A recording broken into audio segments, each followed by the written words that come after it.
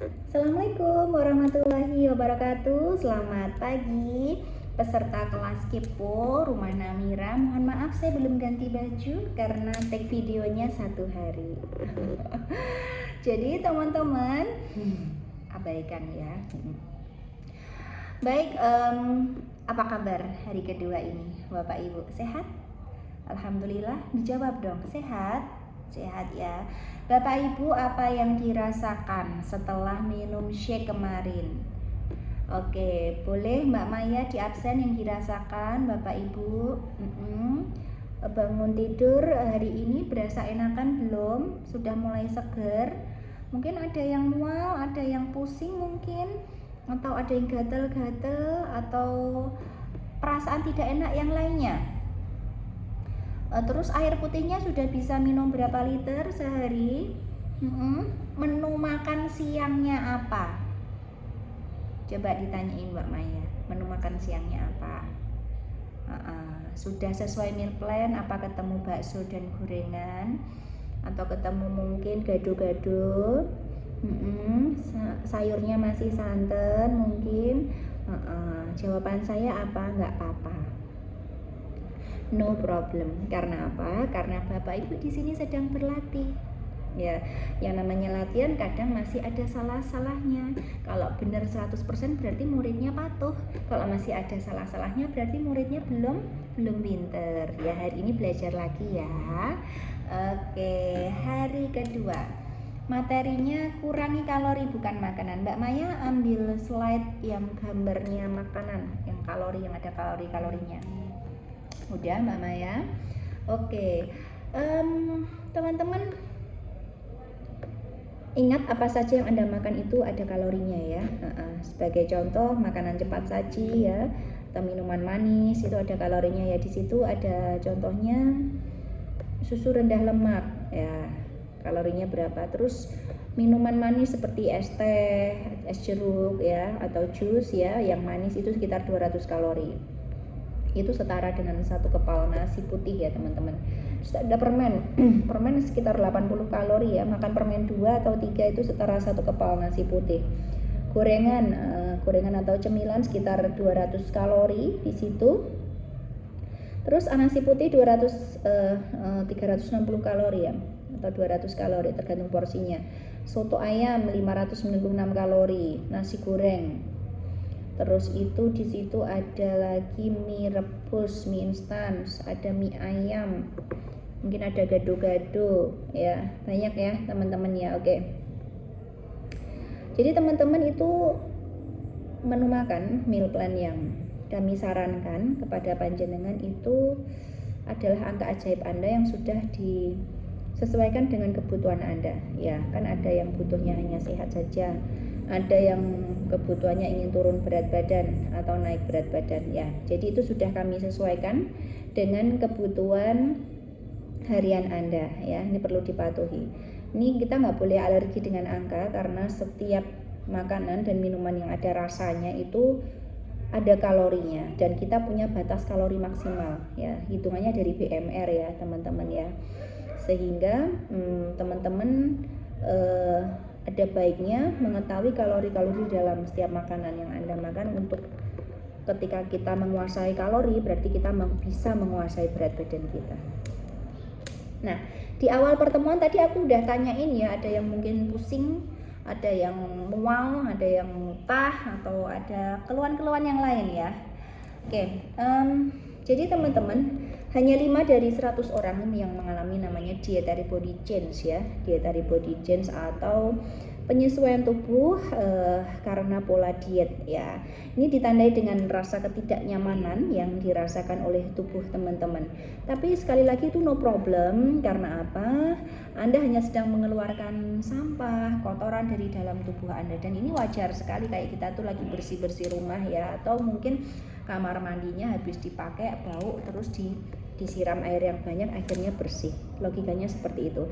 Nah, solusinya kalau kita mengalami dietary body change gimana coach? Anda istirahat yang cukup, minum air putih yang banyak, dan kalau memang tidak tahan sakitnya bisa minum obat ya, nggak masalah ya. Tapi kalau saran dari kami cukup dengan minum air putih ya, dan istirahat yang cukup, makan sesuai dengan yang kami sarankan, insya Allah. Nah, oke, hari kedua kita juga akan berbicara tentang air ya teman-teman ya. Manfaat air ya, manfaat air diantaranya melembabkan kulit dan organ tubuh lainnya. Tentu dong kalau kita cukup airnya, kulit kita jadi bersih, jadi bagus ya, lembab. Dan kecukupan air organ-organ tubuh yang lainnya terpenuhi. Nah, terus yang kedua juga membuang kotoran dari dalam tubuh.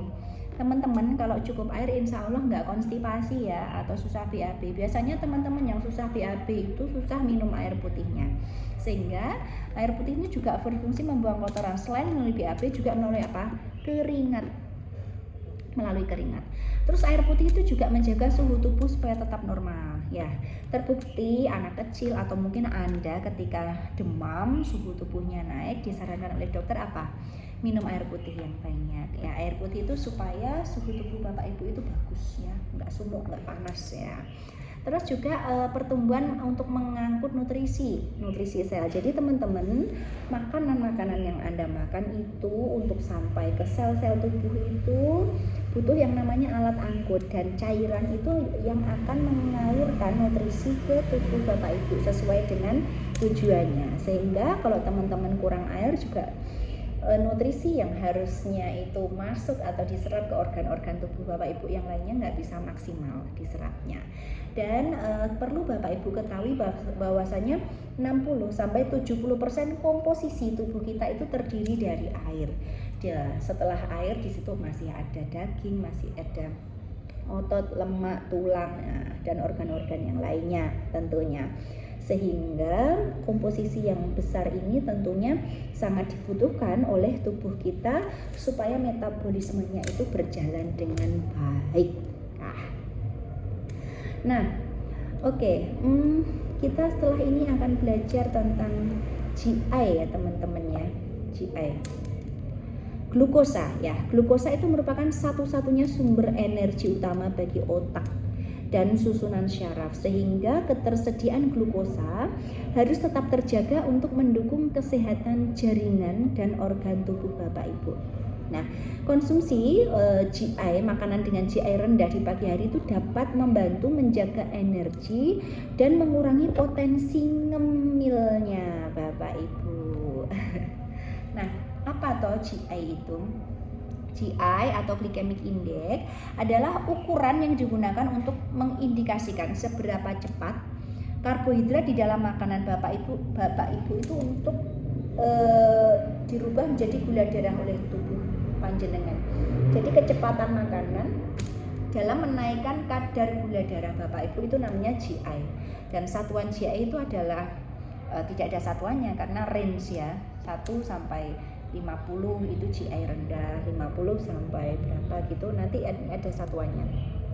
Bahasa gampangnya nih, semakin tinggi GI semakin cepat penurunan gula darah. Ini yang mengakibatkan teman-teman jadi cepat kelaparan.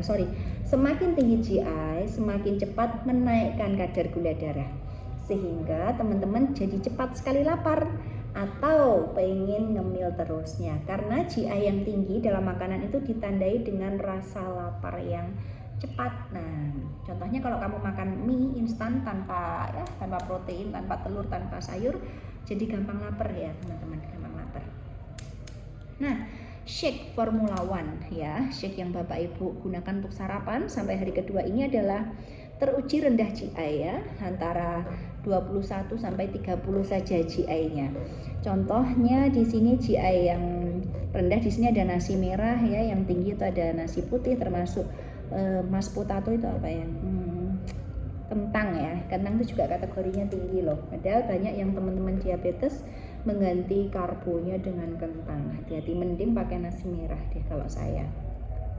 Oke, ini sekali lagi untuk mereview pelajaran sebelumnya ya teman-teman tentang konsep sarapan sehat yang harus teman-teman pahami. Sekali lagi, konsep sarapan sehat yang benar itu adalah apa? Yang pertama, yang menghasilkan tenaga sehingga teman-teman setelah sarapan justru akan berasa lebih powerful ya. Terus yang kedua, mencukupi kebutuhan hidrasi atau cairan tubuh teman-teman. Yang ketiga, membuat kadar gula atau GI tubuh Anda itu waktu normal, nggak naik ya. Terus yang keempat, memenuhi kebutuhan nutrisi hampir 100 triliun sel di dalam tubuh teman-teman, dan semuanya itu sudah ada di dalam sarapan sehat yang panjenengan konsumsi selama 3 hari ini. Tepuk tangan. Dan saya juga ingin mereview sekali lagi kunci keberhasilan program Bapak Ibu selama 3 hari nanti. Yang pertama, Anda perlu edukasi sehingga teman-teman harus menyimak pelajaran demi pelajaran yang kami sampaikan setiap harinya. Yang kedua, harus ada bimbingan dari seseorang. Anda butuh yang namanya coach atau pelatih selama teman-teman program. Yang ketiga, Anda butuh nutrisi yang tepat, baik itu jenisnya, jumlahnya, termasuk kapan waktu makannya. Dan yang terakhir, Anda harus mau membuka diri kalau ditanya sama pelatihnya dan mau menerima masukan, dan mungkin kami akan menelpon teman-teman untuk memastikan teman-teman itu programnya berjalan dengan baik. Oke, pelajaran hari kedua sudah selesai ya. Saya ucapkan selamat. Tetap semangat, sampai ketemu besok. Oke, thank you semuanya. Assalamualaikum warahmatullahi wabarakatuh.